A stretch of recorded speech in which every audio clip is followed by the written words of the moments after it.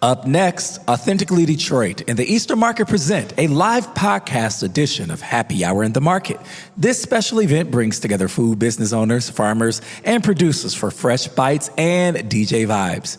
But first up, this week's hot take from the Detroit Free Press. Thousands march in Detroit, No Kings protest rebuking Trump administration. Keep it locked. Authentically Detroit starts after these messages. Interested in renting space for corporate events, meetings, conferences, social events, or resource fairs? The Mash Detroit Small Business Hub is a 6,000 square feet space available for members, residents, and businesses and organizations. To learn more about rental options at Mash Detroit, contact Nicole Perry at nperry@ecn-detroit.org or 313-331-3485. Hey, y'all, it's Orlando. We just want to let you know that the views and opinions expressed during this podcast episode are those of the co-hosts and guests and not their sponsoring institutions. Now, let's start the show.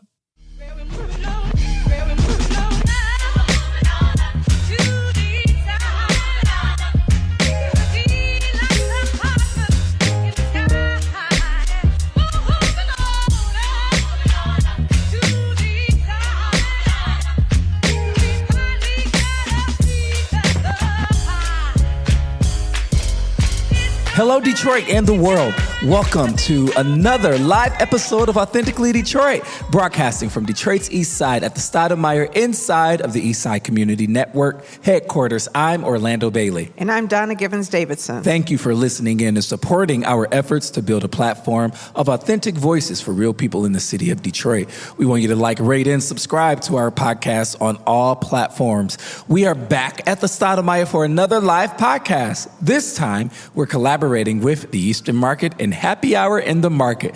Normally, this event would take place at Eastern Market, but since the Lions are playing tonight in just a couple of hours, we decided to move things here. Welcome back to Authentically Detroit. Donna Givens-Davidson. We took a couple weeks off. You did, or I think it was just a week. How are you, my friend? I'm good. Listen, you are looking real snazzy with the black, with the gold on the black, the lips. You know what I'm saying? You got up and said, yeah, I'm ready to give it to him today. Oh, no. I was tired, so I'm glad. I just had to do something to mask that. Yeah. You know, I had a really, really busy weekend. Yeah. And you worked all weekend. I did work all weekend, and then I came home, and something inspired me last week. I think I've mentioned it on this show before that I'm writing a novel.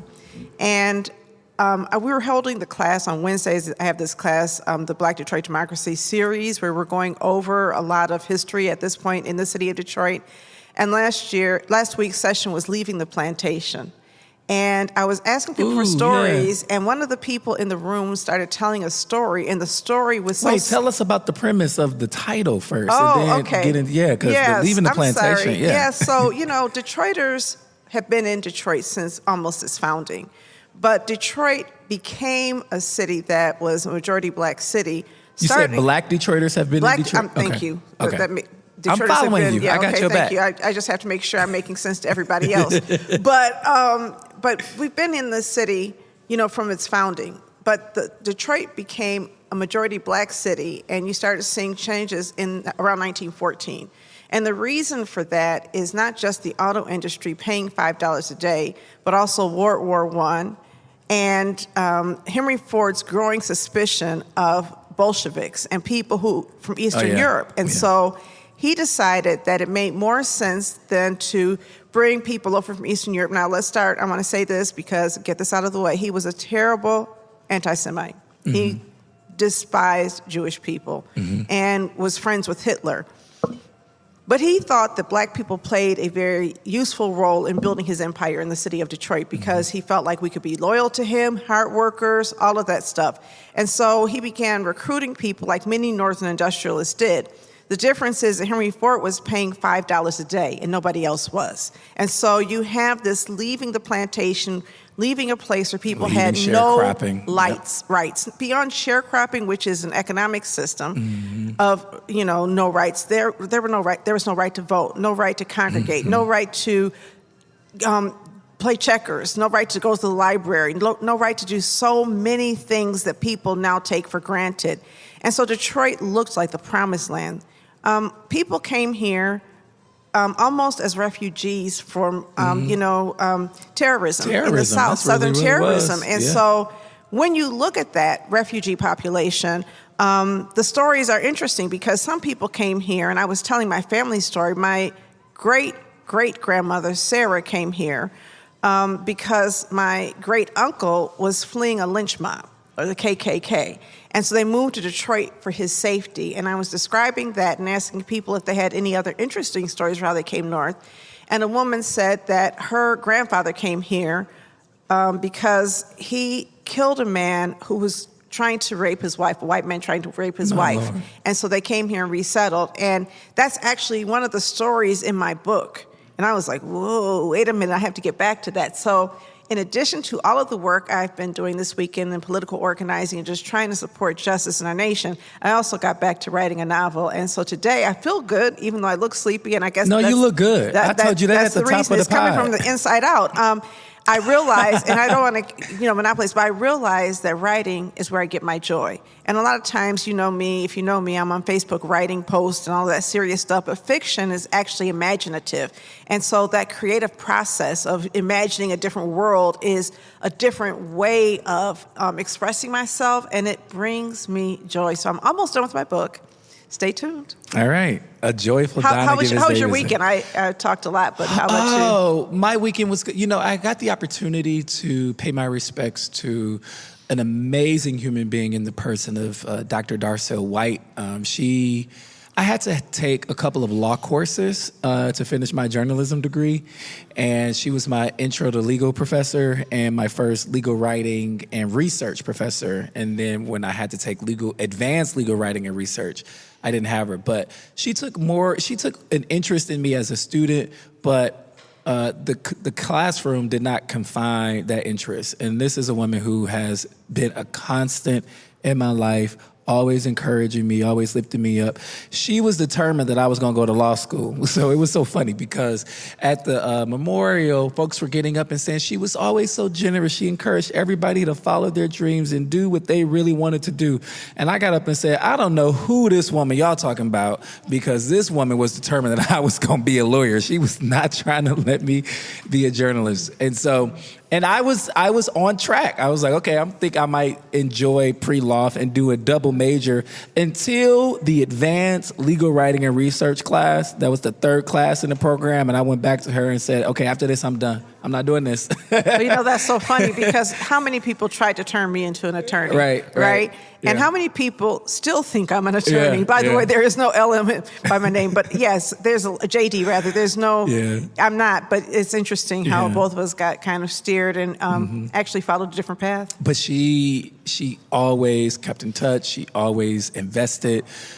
She always supported. And she took ill a few years ago, and she passed away, and her son flew in and delivered a memorial that she wished for. And I was just really, really glad to be in the room. And so I did that, and I celebrated a good friend of mine's birthday. We've been friends since we were 14 years old in the halls of the Detroit High School for the Fine and Performing Arts. She turned 35, and so I went to celebrate her birthday. And that was my weekend. It was pretty chill. It was a pretty chill weekend. I was glad I had a weekend.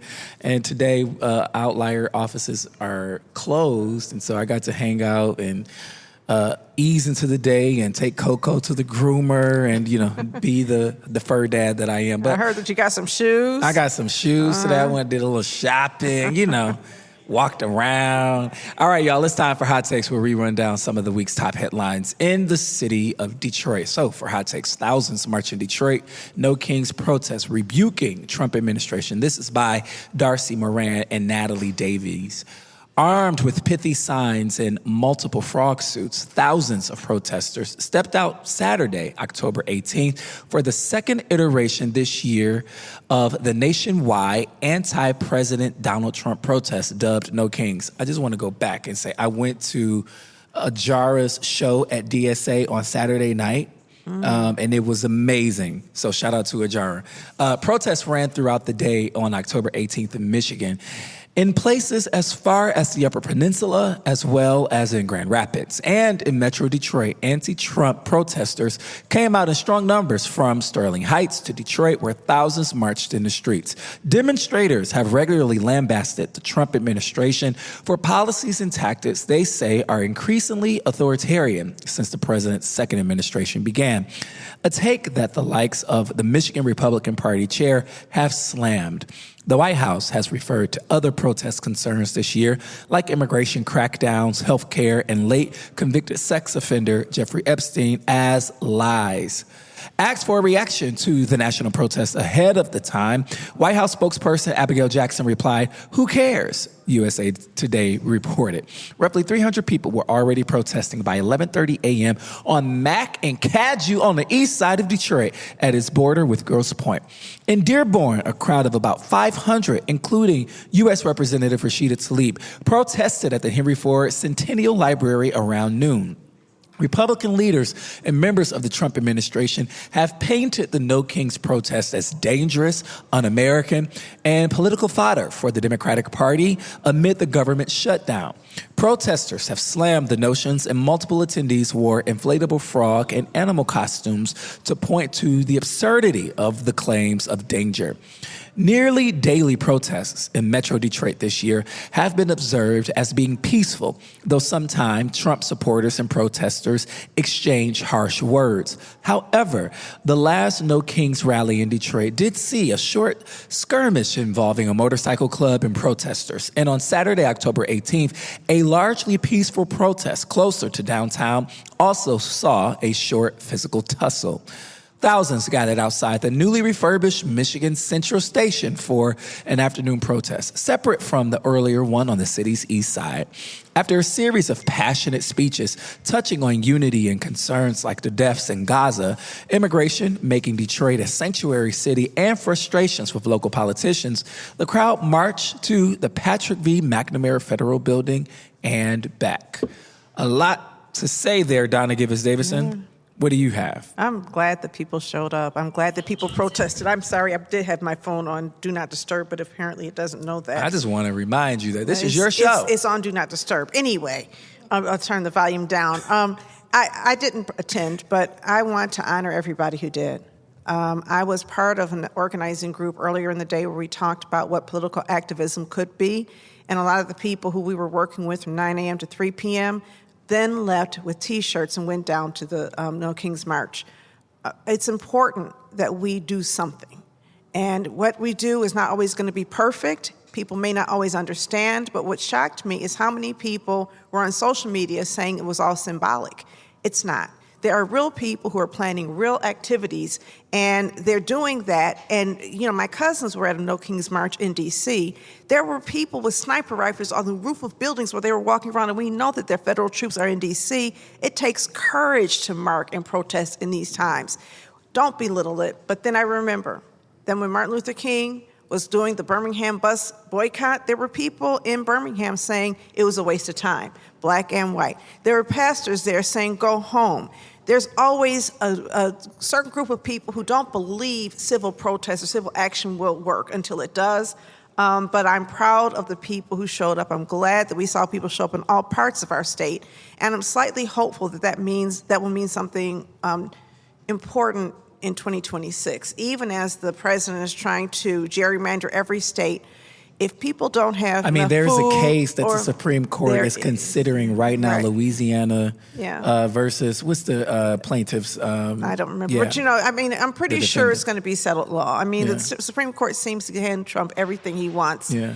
And from what I understand, during the arguments, they were asking questions that would indicate that they're going to rule in favor. They're going to dismantle voting rights of, Black Americans. And that doesn't mean we can't vote. It just means that some of the protections that stop our votes from counting are not going to be enforced. But representative of our communities. Yes, and representative of our communities. In some instances, what they do is they put all of us in one district, and then we have one representative, and that one representative is up against a whole bunch of Republicans. So what they do is they marginalize our vote. They either crack it or they pack it, and either way, they're doing it with the intent of marginalizing our vote. My only hope is that there are people who they're counting on to vote with Trump who also need health care, who also need some of the basic services that are being cut.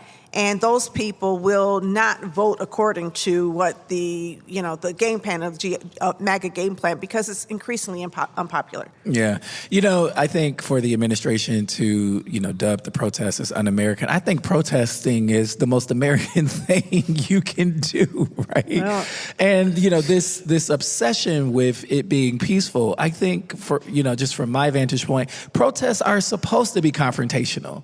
Right? They're supposed to ruffle feathers. They're not supposed, you know what I mean? Well, they are, but the most successful protests by disadvantaged minorities are people who are standing and demonstrating the kind of, humanity that the other side is taking away.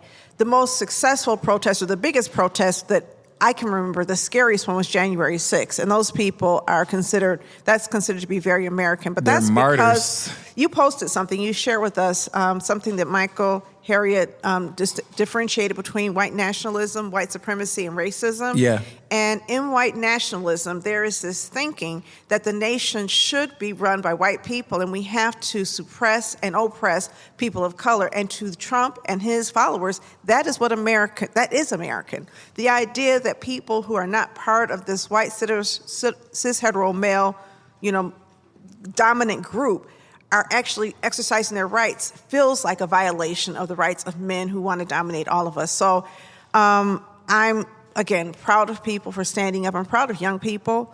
I think that we also have to be willing to celebrate when young people do something that we don't understand. For anybody who doesn't think good things are happening, I encourage you, the next time there's a march, go down there and see for yourself. The revolution won't be televised, okay? And it's not going to show up on Facebook either. You're not going to be able to look at your social media and really understand what's happening on the ground level. Last thing I want to say about this is we have a mayoral candidate in New York City, Mondami. Nobody knew who he was until he won the primary. But when he won that primary, the fact that he won that primary against the political establishment meant there was ground organizing in the streets, behind the scenes, that people didn't even know. And that's what happens, is you have power being built in the confines of people's homes and their basements and churches and in community centers like this. And by the time the world finds out, we're strong. So heads off. If you have hot takes that you want discussed on Authentically Detroit, you can hit us up on our socials on Facebook, Instagram, and X, or you can email us at authenticallydetroit@gmail.com. We're going to take a quick break. We'll be right back.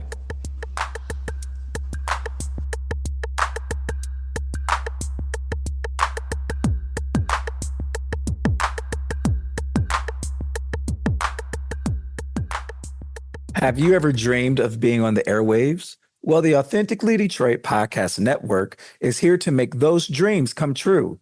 Formerly known as the Deep Network and located inside the Stoudemire, the Authentically Detroit Podcast Network offers studio space and production staff to help get your idea off of the ground. Just visit authenticallydet.com and send a request through the contact page.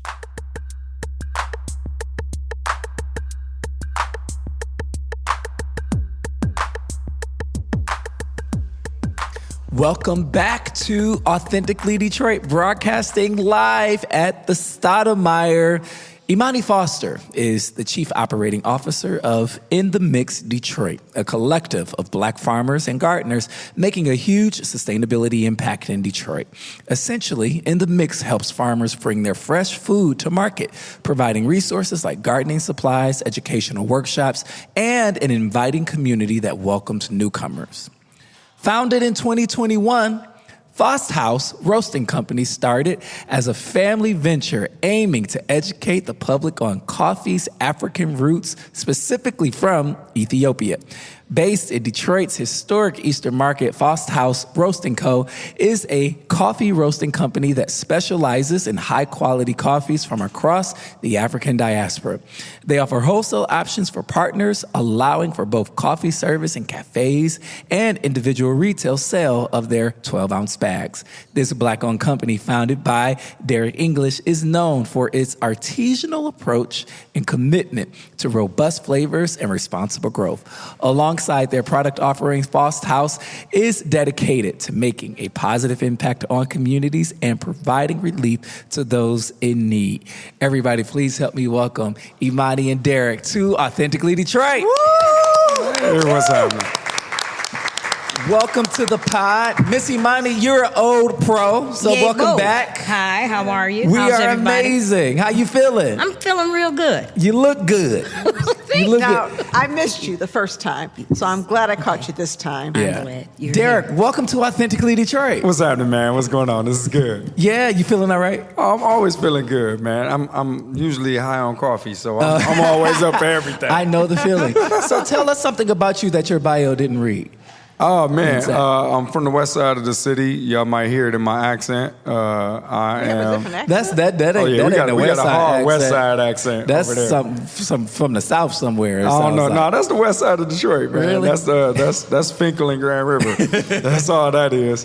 I'm from, like I said, I'm from the west side of the city. I'm a proud Redford High School graduate, even though Redford don't exist no more. It's a Meyer now.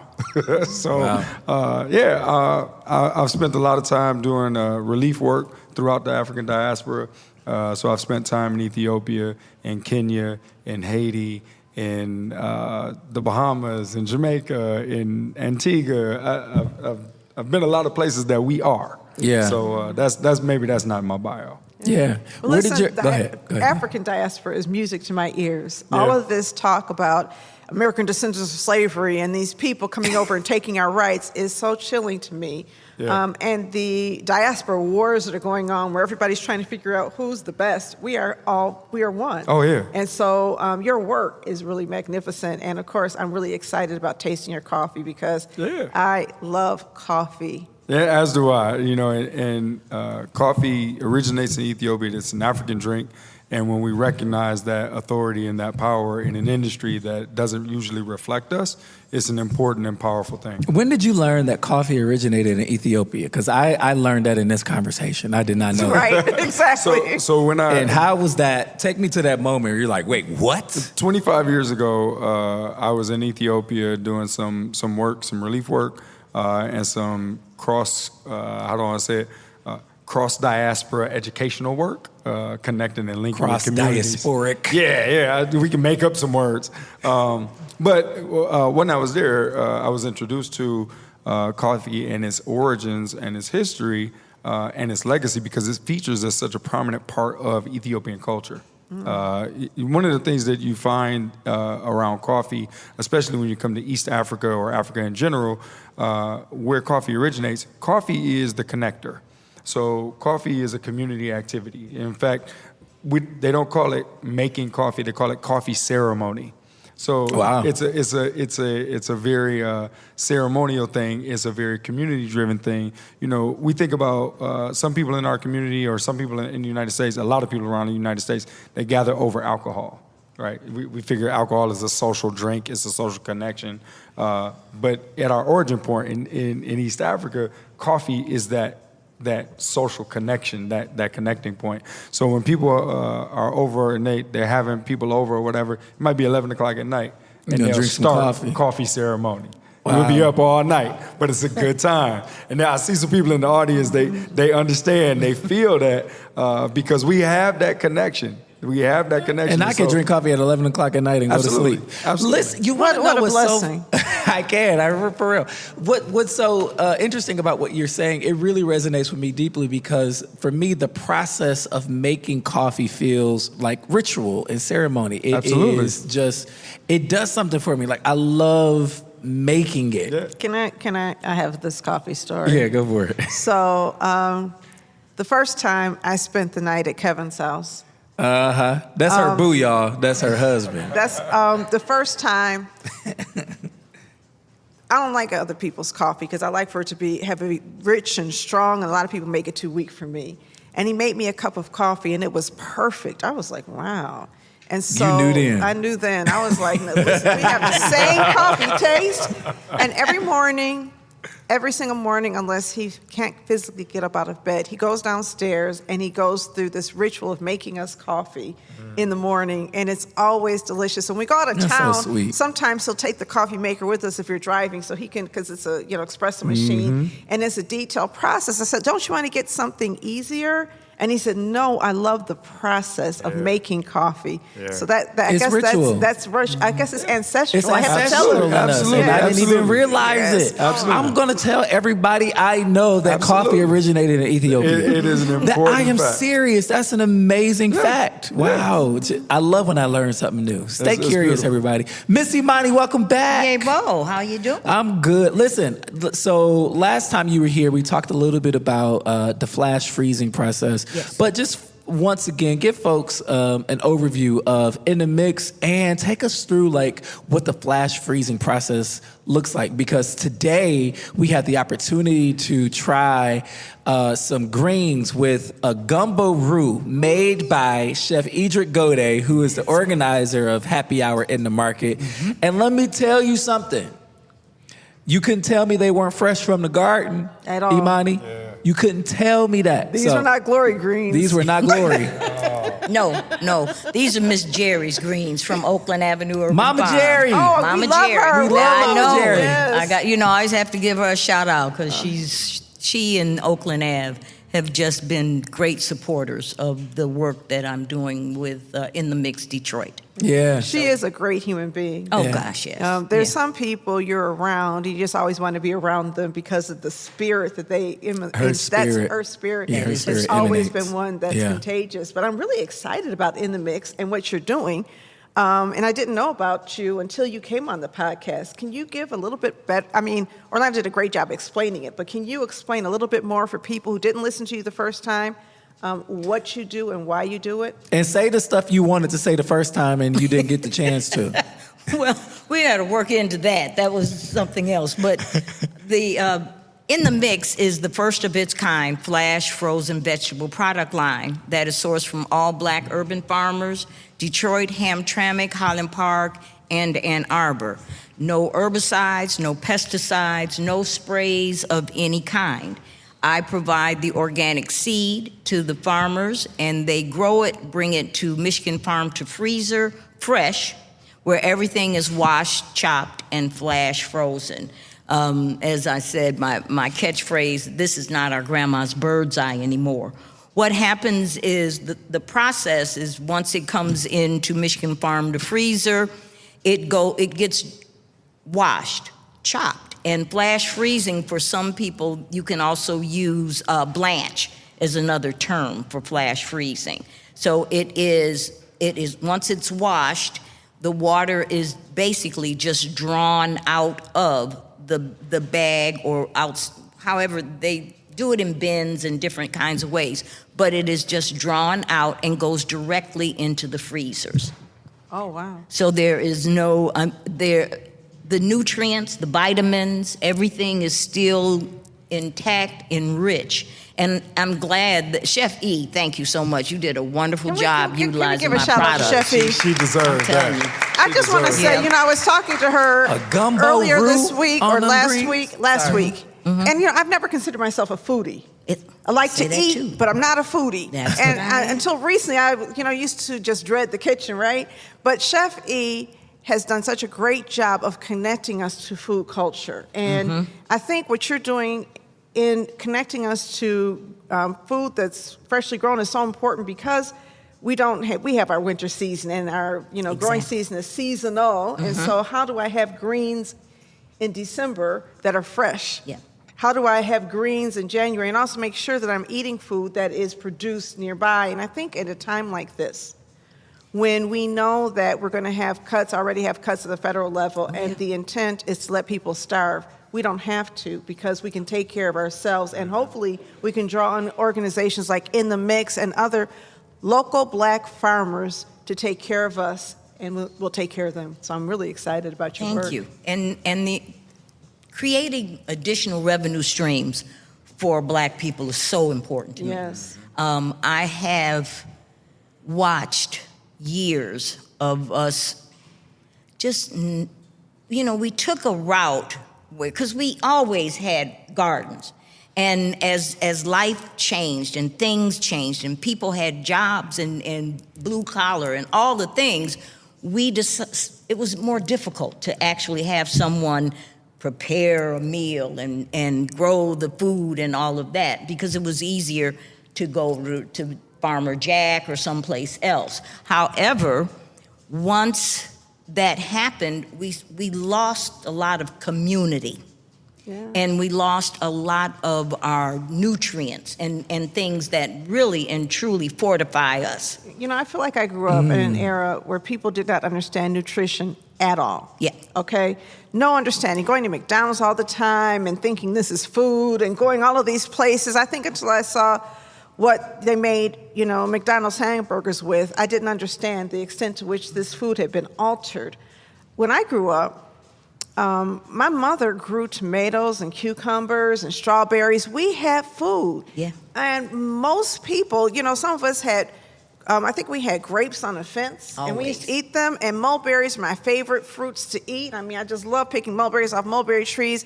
Our community was filled with edible landscapes and also people cooking. And now, it's not because my mother worked. My father worked. It's not because of jobs. It's just because of lifestyle and mindsets. I grow nothing that I eat. Well, I'm trying to start now. But you just get out of the habit of growing what you eat. It's no longer cool anymore. And now we're going to have to reteach those skills. But I have a question to ask you. Sure. How did you learn how to flash freeze food? I learned... Because that's really something. Yeah. I don't do the flash freezing. I don't do the processing. I don't do any of that. And actually, I have what do we call, and some allies, Brandon Sang and Mark Cole. So they have a Michigan Farm to Freezer. They own, Brandon Sang owned Michigan Farm to Freezer. And during COVID, I needed some additional work. My hours were cut. Fortunately, I was still able to work with outdoors with Keep Growing Detroit. So that was exciting.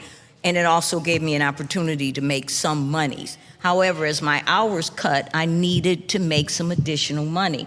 So I met Brandon and started working with him on Fridays. And then he's involved in food and food business. And so he said, well, Imani, what do you want to do, you know, with yourself? And you know, what are your plans for the future? And hell, I didn't know. It was COVID. I need some money. It was COVID. I didn't know what I was going to do. That's what I need. But then he started talking about what he did, and then as I started doing some of the paperwork, I recognized, like, what is this and what is that? And so that's when he said, well, we flash freeze.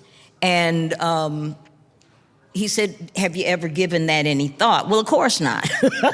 No, once again, it's COVID. I didn't know nothing about anything or which direction I was going in.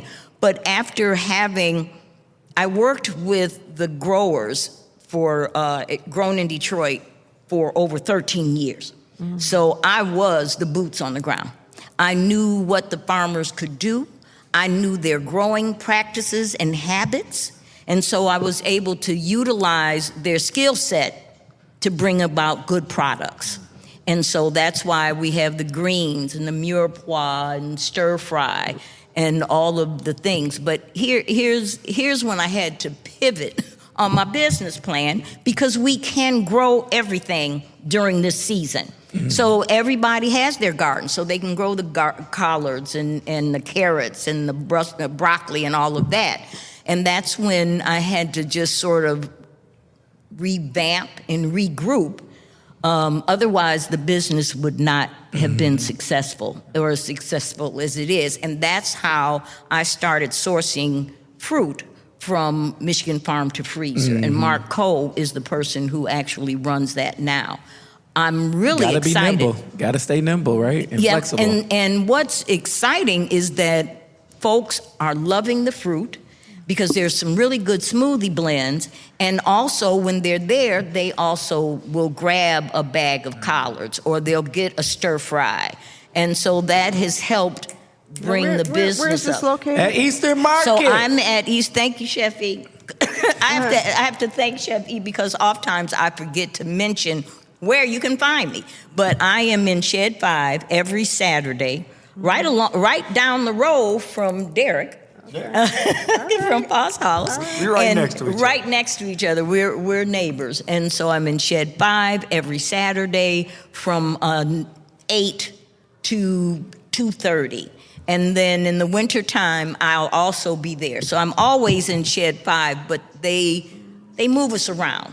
You know, they have to reconfigure the space in the wintertime. Well, that's awesome. I had a question about the difference between, I think I understand now, In the Mix and Keep Growing Detroit.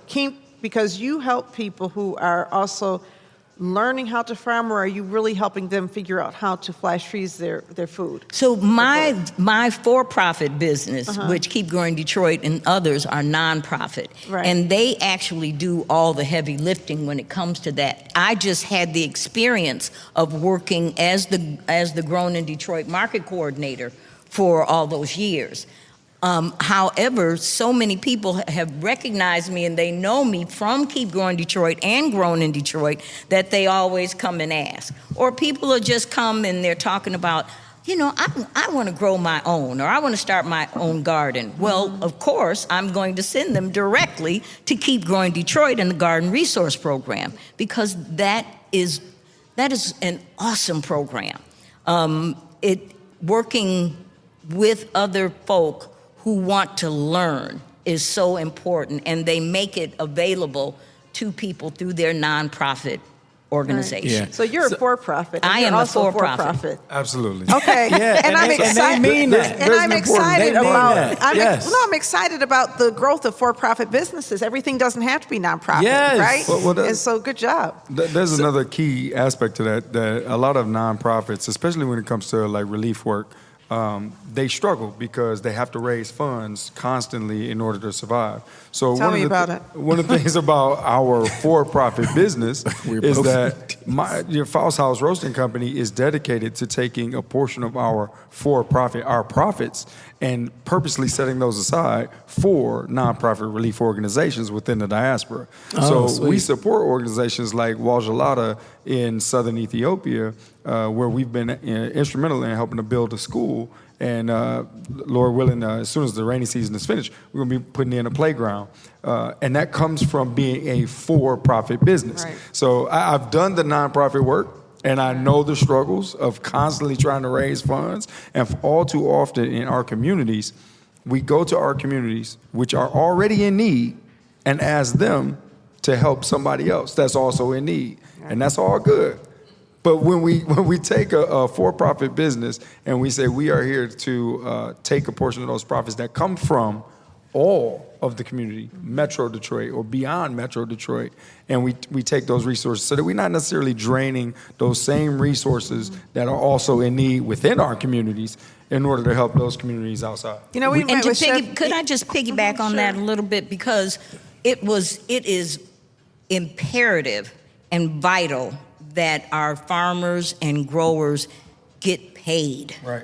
It really is. And so I am of the mindset, when I said about creating an additional revenue stream, I am of the mindset that the farmers who participate and bring their produce will get paid. Absolutely. Retail, not wholesale. I hear you. I'm not fooling with wholesale. There's She nothing ain't wrong. fooling with wholesale. Everything serves a purpose. Absolutely. But my purpose is to make sure that I'm trying to be as equitable to the farmers and to all the hard work that they do. They put in a lot, and it's hard. So if I use this example, and I'll use it again, that if Miss Jerry brings me 600 pounds of collard greens and you pay $3 a pound at Eastern Market at the market, I pay Miss Jerry in Oakland Avenue $3 a pound. So I'm not pushing them off.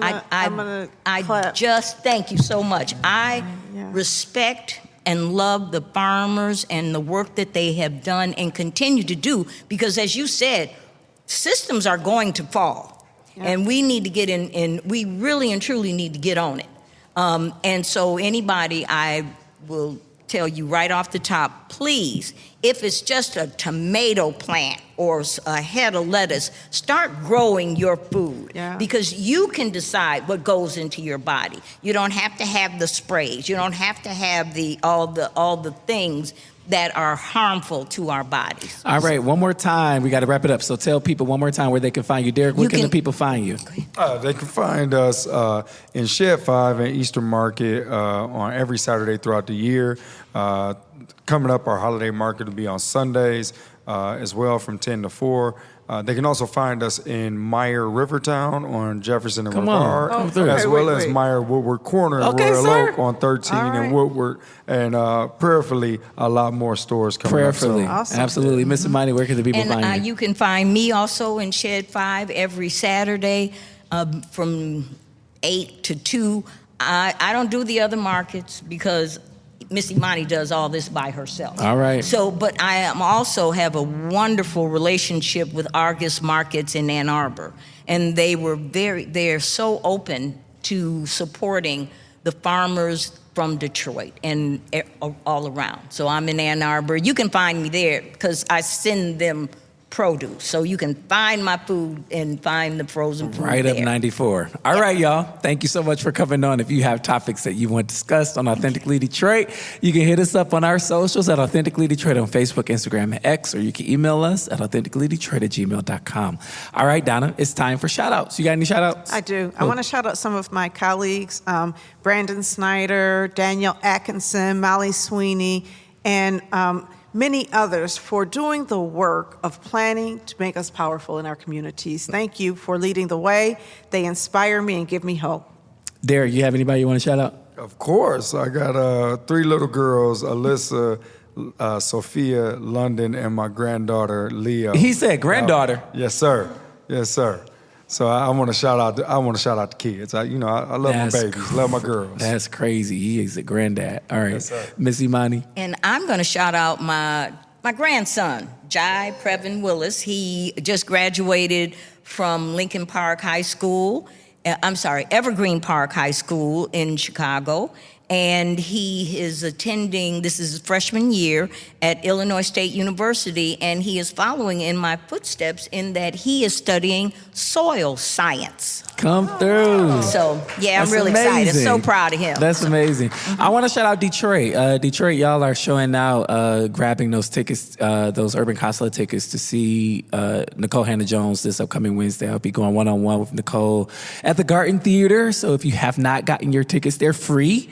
It's free to come. Go to urbanconsulate.com to come this upcoming Wednesday for an interview, an evening with the Nicole Hannah-Jones of the New York Times and the 1619 Project. I am so excited to talk to her. Could I also let people know that I brought mirepoix, so your onion, celery, and bell pepper chopped. There, I have 12 bags, and so you guys can walk away. She got 11 bags, 'cause one of them are I mine. have 11 bags of mirepoix, and so I'm going to gift that to everybody. So try it out, and I hope that will encourage you to come on back down to Shed 5 to see me and Derek. All right. Thank you. Thank y'all so much for coming on. And thanks everybody for listening. And until next time, remember to love on your neighbor. We'll see you. All right. All right.